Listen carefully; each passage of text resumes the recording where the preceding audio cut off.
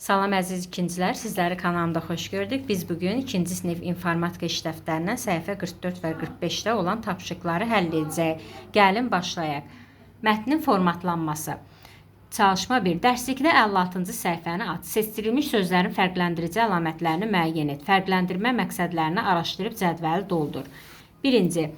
Mətnin hissəsi və ya söz. Fərqləndirici əlaməti məqsədi. Mətnin hissəsi və ya söz. Novruz. Fərqləndirici əlaməti rəngi, ölçüsü. Məqsədi isə digərlərindən fərqləndirmək. Qırmızı.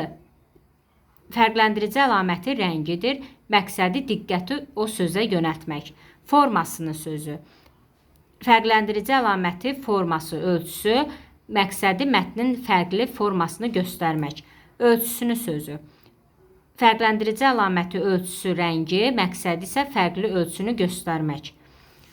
Rəngini sözü. Fərqləndirici əlaməti rəngi, məqsədi isə fərqli rəngi göstərmək.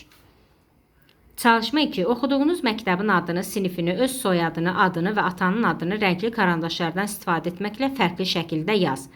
Siz bunu özünüzə uyğun olaraq öz adınızı, sinifinizi, öz soyadınızı, adınızı və ata adınızı, oxuduğunuz məktəbin adını rəngli karandaşlarla fərqli karandaşlara yazmış olacaqsınız.